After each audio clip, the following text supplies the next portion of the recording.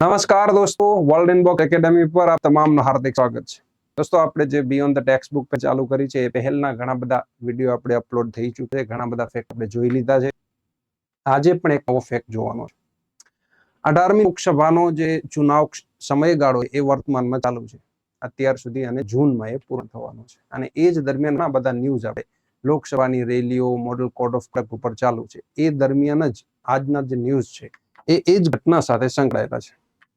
અને એ ઘટના છે તો આર્ટિકલ 244A।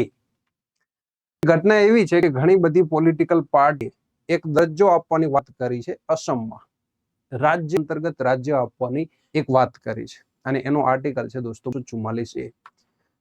હવે ઘટના કઈક એવી છે, આપણે આખી ડિટેલ જોઈ લઈએ કે શું ઘટના, શા માટે આ મુદ્દો જે છે એ ચર્ચામાં આવ્યો। દીફુ નિર્વાચન ક્ષેત્ર જે છે, દીફુ લોકસભા સીટ ક્ષેત્ર છે એમ કહી શકશો તમે। असम પાસે ટોટલ 14 જેટલા લોકસભા નિર્વાચન ક્ષેત્રો અથવા તો 14 જેટલી લોકસભા છે એવું કહેવાય। એમાંનું એક દીફુ લોકસભા નિર્વાચન ક્ષેત્ર છે એ બહુમતી ધરાવે છે દોસ્તો, ટ્રાઇબલ જાતિ એટલે કે આદિજાતિનો અહીંયા બહુમત છે। એમને સ્થાનીય શાસનની ઘણા લાંબા સમયથી માંગ છે। તો વર્તમાનમાં એટલે કે હમણાં 26મી એપ્રિલના દિવસે જ ત્યાં જે છે એ ચુનાવ હતો, અને એ દરમિયાન ઘણા બધા રાજનીતિક જે ઉમેદવારો હતા, ઘણી બધી પાર્ટીઓના ઉમેદવારો હતા, એમણે એક વચન આપ્યું છે અહીંયા, અથવા તો પોતાનો જે ઇલેક્શન મેનિફેસ્ટો છે એમાં એને રાજ્ય અંતર્ગત રાજ્યનો દરજ્જો આપવાની એક વાત કરી છે। શું છે આ રાજ્ય અંતર્ગત રાજ્ય, એટલે જેને આપણે કહીએ છીએ સ્ટેટ વિધિન સ્ટેટ।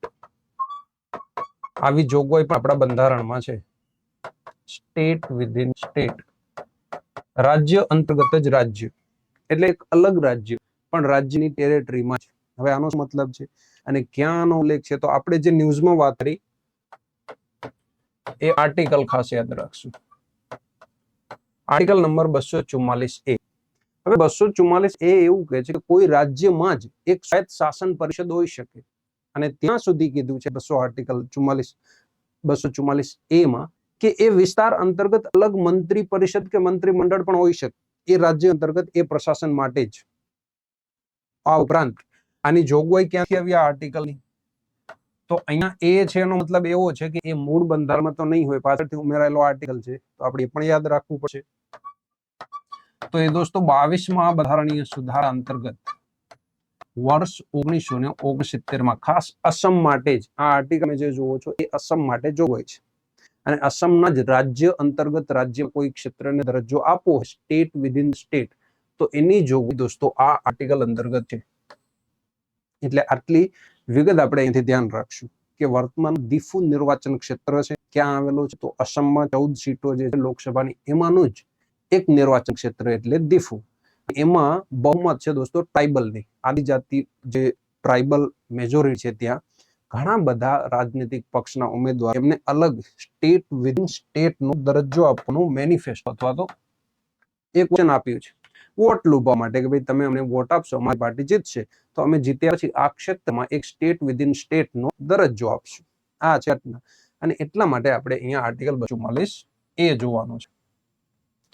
તો હવે તમે અહીંયા આર્ટિકલ 244A જોયો છે, તો આની સાથે સાથે એ પણ ખ્યાલ હોવો કે આ ઉપરાંત પણ 244માં બીજા બે આર્ટિકલ છે, અને આર્ટિકલ કયા છે 244A અને 244B। તો સાહેબ આ બંને એક જ છે, તો ના આ આર્ટિકલનો ઉલ્લેખ અથવા આ આર્ટિકલનું અગત્ય આની સાથે બિલકુલ જોડાયેલું નથી। આ બંને એક સેપરેટ આર્ટિકલ છે, જેને આપણે શેડ્યુલ 5 અને 6 કહીએ છીએ, અનુસૂચિ નંબર 5 અને અનુસૂચિ 6 ની જોગવાઈઓ જે આપણે છે એ આ આર્ટિકલ અંતર્ગત છે, 244A અને 244B। આ તમે જે આર્ટિકલ જુઓ છો 244A એ સેપરેટ અલગ આર્ટિકલ બંધારણીય સુધારાથી ઉમેર્યો છે આપણે અસમ માટે। આ એક ખાસ યાદ રાખવાનું। બીજું આપણે જોયું 244A અને 2, તો આ જ્યારે પણ પ્રિલિમમાં પૂછાય છે અત્યાર સુધીમાં, તો સૌથી મોટો મૂંઝવતો પ્રશ્ન હોય છે દોસ્તો રાજ્યો, કયા રાજ્યોનો સમાવેશ આની અંતર્ગત થાય છે। અને બીજો એક સવાલ મૂંઝવતો હોય છે કે આની અંતર્ગત અનુસૂચિ 5 અને અનુસૂચિ 6 અંતર્ગતના જે ક્ષેત્રો નિર્ધારિત કરવાની શક્તિ છે કોની પાસે છે। આ સૌથી મૂંઝવતા બે પ્રશ્નો હોય છે। આજે આપણે એ બંને પ્રશ્નો હંમેશા સોલ્વ કરવા છે। ભવિષ્યમાં તમને અનુસૂચિ 5 કે 6 પૂછે તો ક્યારેય પણ મૂંઝાઈ અને આરામથી એનો સવાલનો જવાબ તમને આવડે એવી આપણે એક ટેકનિક યાદ રાખશું. અનુચ્છેદ 244(1) અનુસૂચિ કેટલી દોસ્તો? 5. તો હવે તમને સૌપ્રથમ તો એ ખ્યાલ હશે કે 5 અને 6 માં કોઈ એક અનુસૂચિમાં 10 રાજ્યો છે, બીજી કોઈ અનુસૂચિમાં જે છે એ 4 રાજ્યો છે. એ અનુસૂચિમાં કેટલા રાજ્યો છે એ જનરલ યાદ ના રહે. અને બીજું, કોની પાસે સત્તા છે, રાજ્યપાલ કે રાષ્ટ્રપતિ, આ મુદ્દો બીજો હોય તો એને સરળતાથી યાદ આ રીતે રખાય. અનુસૂચિ 5 સૌપ્રથમ આવે છે તો 244(1). અનુસૂચિ 6 એના પછી આવશે તો આ પછીનો આર્ટિકલ આવશે 2. એ આવશે અનુસૂચિ 6 અંતર. બીજું, આમાં રાજ્યો કેટલા આવે તો 5 દુ 10, 5 ગુણ્યા 2 કરે 10 રાજ્યો થાય, એટલે 10 રાજ્યો. હવે સાહેબ 10 રાજ્યો યાદ રાખવાના, તો હા 10 રાજ્યો યાદ રાખવાના, પણ ખૂબ ઈઝી છે યાદ રાખવા. મેં તમને કીધું છે કે જ્યાં સુધી તમે મેપનો એક બેઝિક એનાલિસિસ જ્યાં સુધી નહીં કરો, મેપને સરળતાથી યાદ નહીં રાખો, ત્યાં સુધી રાજ્યોની યુટી, સરહદની આ બધી સમસ્યા છે. એક વખત તમે મેપનું એનાલિસિસ કરશો, સારી રીતે જે છે એ આખું મેપનું અધ્યયન કરશો, તો આ 10 જેટલા રાજ્યોને યાદ રાખવા ખૂબ ઈઝી છે. કઈ રીતે?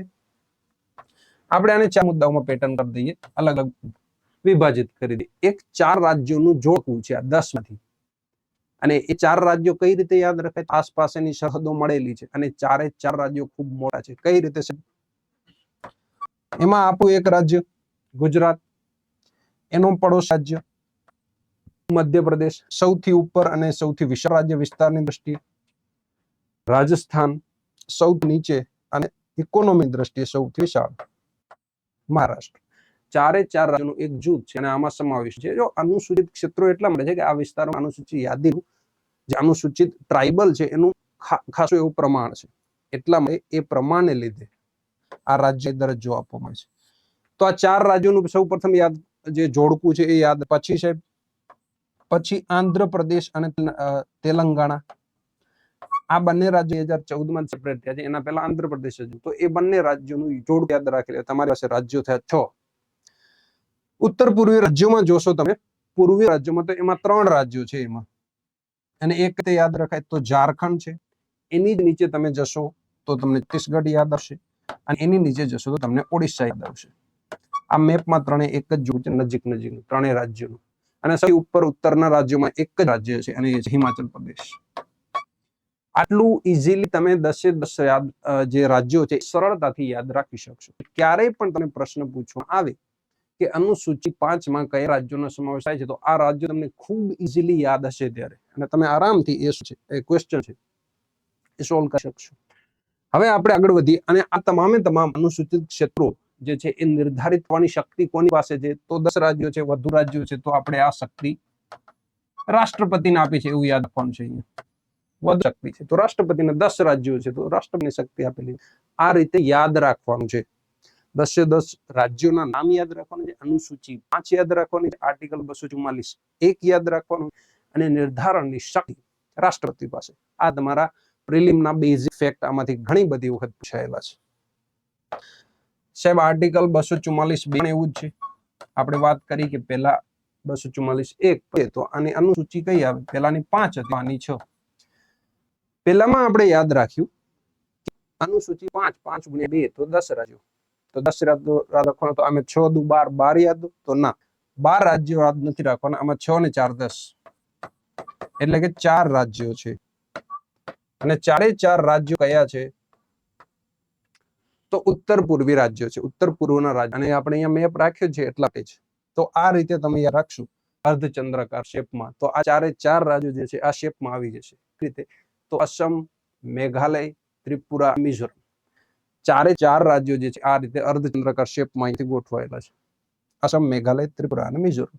મેપમાંથી આટલી ઈઝી ટેકનિકથી તમે યાદ રાખી શકશો. એટલે આ રાજ્યને આપણે અહીંયા યાદ રાખવાનું છે. TMM ને એવા શોર્ટકટ બનાવવાના નથી, એ ભૂલાઈ જશે. મણિપુર, મિઝોરમ થઈ જશે તો તમે લોકો પરેશાન થયો. એટલે મેપમાંથી આ રીતે સીધું જ યાદ રહેશે તમને કે અસમ, મેઘાલય, ત્રિપુરા અને મિઝોરમ આ 4 રાજ્યો છે. કઈ અનુસૂચિમાં? 6 નંબરની અનુસૂચિમાં 4 રાજ્યો છે. ઓછા રાજ્યો છે તો આપણે સત્તા કોને આપી?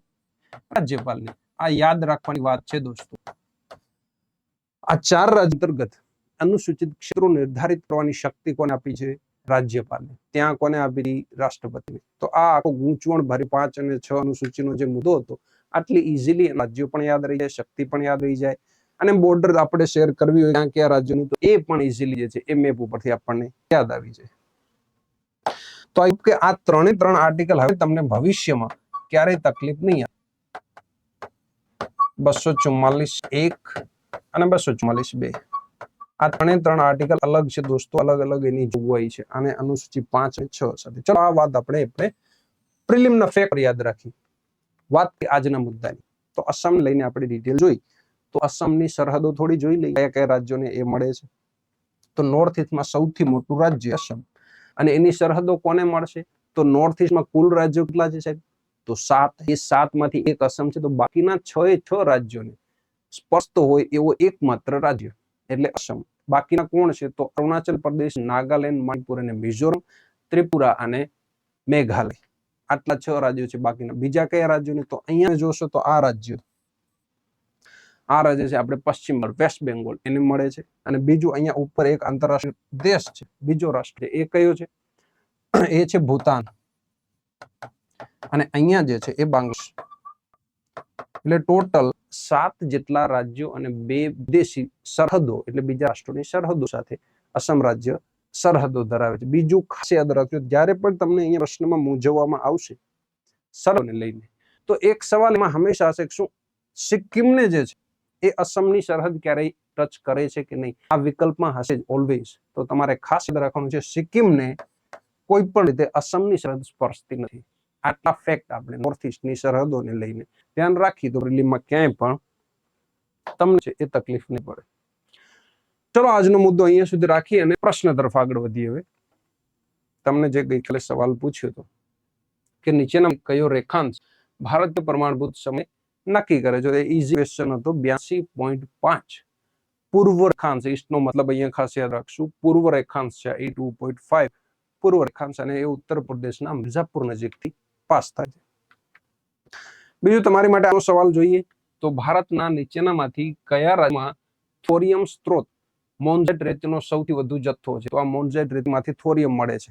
થોરિયમ પણ એક રેડિયો એક્ટિવ પદાર્થ છે, એમાંથી પણ આપણે એટોમિક એનર્જીનો જે કેટલાક સ્ટેજમાં એનો ઉપયોગ કરીએ છીએ.